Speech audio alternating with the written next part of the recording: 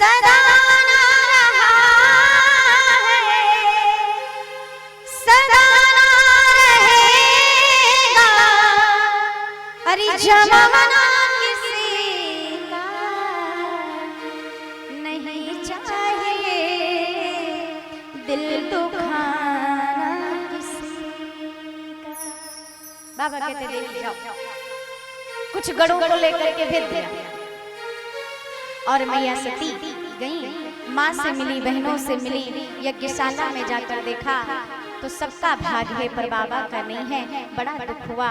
और मैया कहती हैं कि इस तरह से तो मुझे उम्मीद नहीं थी कि मेरे पिता ऐसा करेंगे, लेकिन अब हो भी क्या सकता है। पिता ने देखा तो लगे बोलने अब सब। मैया सती को क्रोध आ गया। मैया कहती है मैं चाहूं तो आपको मार सकती हूँ पर ऐसा नहीं करूंगी, आने वाले समय में बेटी के ऊपर कलंक लगेगा। इसलिए मैया सती ने स्वयं दाहिने पैर के अंगूठे से योगाग्नि प्रकट की और उसी में अपने आप को योगाग्नि में समर्पित कर दिया। और जब इधर जो गए हुए थे बाबा के गण, वो जा जाके बताते हैं बाबा को कि बाबा ऐसा ऐसा हुआ है।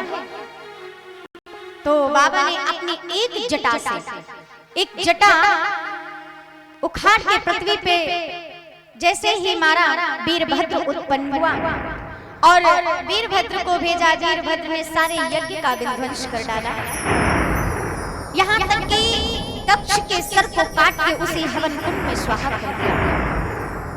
अब आपस में ही सापासापी होने लगी। महाराज आए थे यज्ञ में भाग लेने, यहाँ तो एक दूसरे को श्राप ही दे रहे हैं, वो उनको।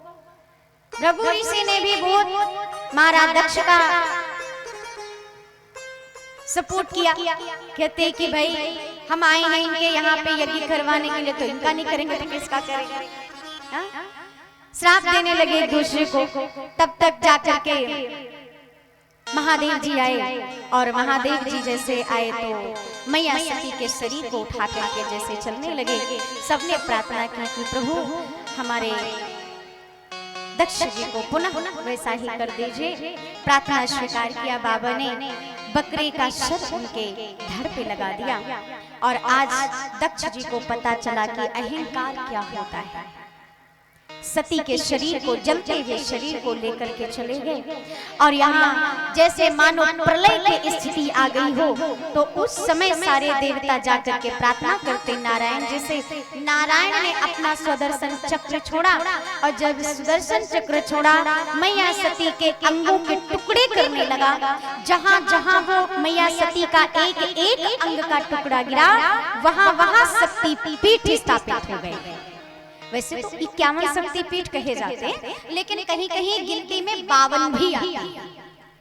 52 भी आते हैं, क्योंकि 52 इसलिए आते हैं, कश्मीर में 2 शक्ति पीठ हैं। एक तो अमरकंटक के नाम से जाना जाता है और एक काश्मीरी देवी के नाम से जाना जाता है। इसलिए गिनती में कभी 52 आते हैं, क्योंकि वहां पर मैया का कंठ गिरा था, इसलिए तो 51 और 52 की गिनती आती है इसलिए। और उसके बाद यहाँ पे भगवान भोलेनाथ तपस्या में लीन हो जाते और इधर एक राक्षस हुआ जिसका नाम था तारकासुर। उसने अमरता का वरदान लिया। क्यों? महादेव के अंश से मेरी मृत्यु हो, और सती माँ है ही नहीं तो अंश कहां से आएगा, इसलिए। और इधर वही मां सती हिमवंत महाराज के यहाँ जाकर के पार्वती के रूप में जन्म लेती है। मैया पार्वती बड़ी होती हैं, तपस्या करती हैं, और जब तपस्या करती हैं आकाशवाणी होती है, सप्त ऋषियों के दर्शन होंगे और आपके यहाँ से जब कोई बुलाने आए तो चली जाना, आपकी इच्छा पूर्ण होगी। मैया पार्वती जी तपस्या करके वापस अपने घर जाती हैं। और यहाँ कहते हैं कि मैया सती तो पार्वती के रूप में आ चुकी हैं, पर भोले बाबा को तपस्या से कौन उठाए? कामदेव को देवराज इंद्र ने भेजा। जब कामदेव गए ऐसे काम के तीर चलाए कि महादेव के जब हृदय में लगे, महादेव ने तीसरा नेत्र खोला, उसकी ज्वाला में कामदेव जलकर भस्म हो गया, भस्म हो गया। आज रति जी रोती आई है, कहती हैं कि प्रभु आपने ये क्या कर दिया, मेरे स्वामी को आपने जला दिया। भगवान कहते चिंता ना करो देवी, आप जाओ और जब द्वापर युग आएगा भगवान कृष्ण के ये पुत्र बनकर आएंगे, प्रद्युम्न अवतार आपको मिलेंगे। आज रति जी वहां से चली आती हैं और सारे देवता आते, कहते हैं कि प्रभु हम आपका विवाह देखना चाहते हैं। भगवान कहते हैं कि ठीक है। नारायण ने कहा वचन दो, मेरी इच्छा पूर्ण करोगे। बाबा ने कहा ठीक। हिमाचल राज की पुत्री पार्वती से आप विवाह करें। बाबा ने कहा ठीक। अब देवराज इंद्र ना आपस में खुसफुस कर रहे थे। बोले क्या हो रहा है?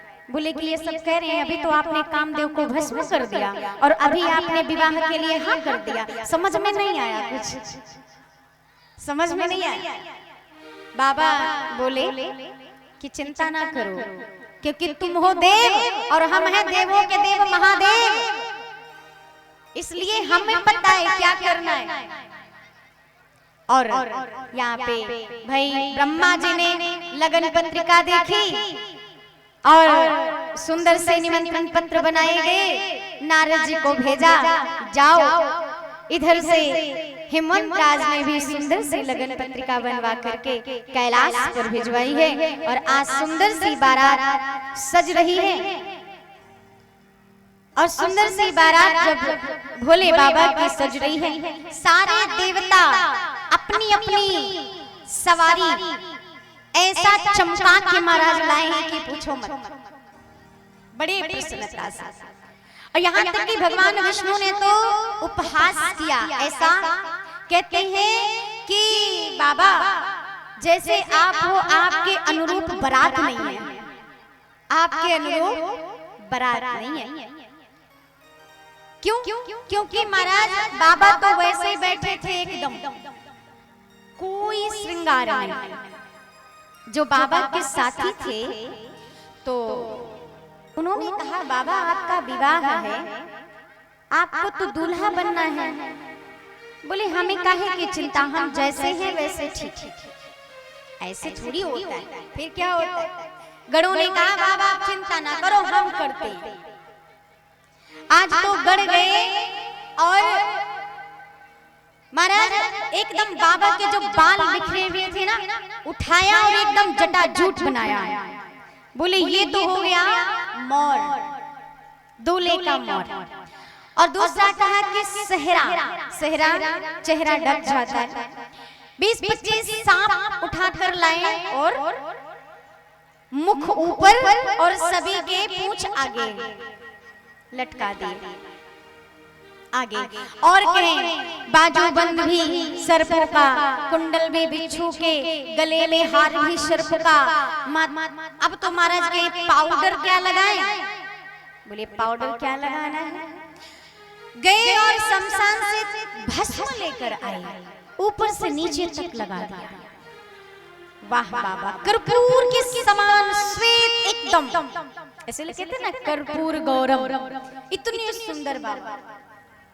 अब जैसे ही खड़े हुए महाराज, नंदी जी की नजर उनके कमर पे गई। कहे बाबा दूल्हा तो शेरवानी पहनता है, पर बाबा आज शेरवानी न सही तो कम से कम कुछ तो पहन लो, ऐसे नहीं अच्छा लगता। तो बोले क्या? कुछ नहीं सही तो कम से कम जिसपे बैठते हो बागंबर ही लपेट, बागंबर को लपेटा कमर में, और एक कम से कम 5 हाथ का सर पतला लेकर आए और उसको कमर में बांध दिया और उसको ड्यूटी दे दी। कहा कि जब तक बाबा विवाह से वापस लौट कर ना आ जाए तब तक तुम्हें खुलना नहीं। बोला हाँ पक्का। अब तो लिपटा, लेकिन हुआ क्या, जितनी भी देवताओं की बारात थी धीरे धीरे वो खिसक गई, चली गई। क्यों? क्योंकि जो दूल्हा है ना महाराज, इनके साथ कौन जाए?